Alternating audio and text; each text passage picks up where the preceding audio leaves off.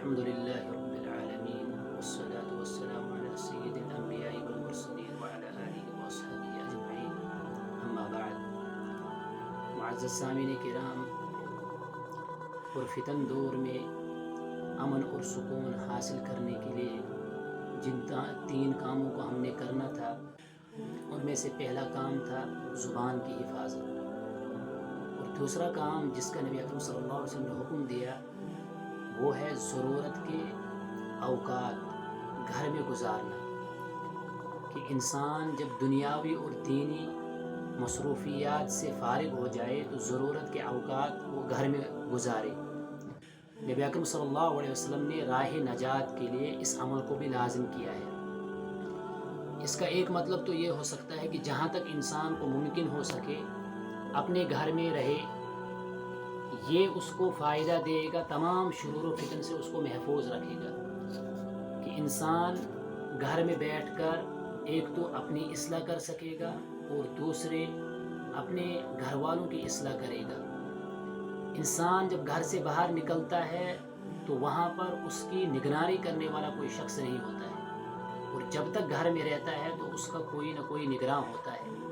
مثلا بچہ ہے، گھر سے نکلتا ہے تو گھر سے نکلنے کے بعد وہ بے خوف ہو جاتا ہے اور جو اس کے من میں آتا ہے وہ کام کرتا ہے.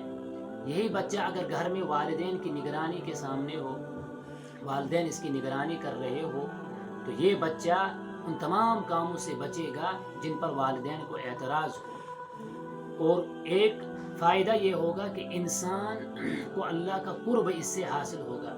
گھر میں رہنے کی وجہ سے وہ اپنی اصلاح بھی کر سکے گا اور اپنے گھر والوں کی، چونکہ گھر والوں کی نگرانی بھی اسی کے ذمہ ہے. قرآن کریم کا حکم ہے کہ اپنے آپ کو اور اپنے اہل و عیال کو جہنم کی آگ سے بچاؤ. اللہ رب العزت نے قرآن کریم میں فرمایا ہے. تو اس سے وہ اپنے گھر والوں کی اصلاح بھی کرے گا تب جب گھر میں رہے گا. اس لیے نبی اکرم صلی اللہ علیہ وسلم فرمایا کہ اپنے گھروں کو لازم پکڑو. اور گھر سے باہر نکلنے کی وجہ سے انسان طرح طرح کے جرائم میں مبتلا ہوتا ہے، طرح طرح کے گناہوں میں مبتلا ہوتا ہے، جو اس شخص کے لیے بے چینی کا سبب اور ذریعہ بنتا ہے. یا اس کا دوسرا مطلب یہ ہو سکتا ہے کہ گھر میں رہنے جو ضرورت کے اوقات ہے وہ گھر میں گزارنے ہیں. اس کا یہ مطلب ہوگا کہ انسان کا گھر ضرورت کے مطابق کشادہ ہو، اس لیے کہ اللہ رب العزت نے گھر کو سکون اور سکونت کا ذریعہ بنایا ہے. اللہ رب العزت قرآن کریم میں فرماتے ہیں وَاللَّهُ جَعَلَ لَكُم مِّن بُيُوتِكُمْ سَكَنًا، کہ اللہ رب العزت نے تمہارے گھروں کو تمہارے لیے سکون کا ذریعہ بنانا ہے.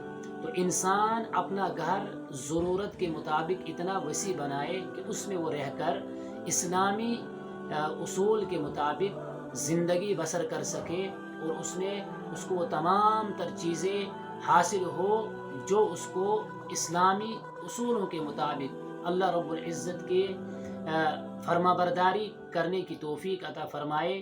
ایسے تمام تر چیزیں اس کے گھر میں موجود ہونی چاہیے، جس کا حکم نبی اکرم صلی اللہ علیہ وسلم نے ہم کو دیا ہے. اللہ رب العزت عمل کرنے کی توفیق عطا فرمائے.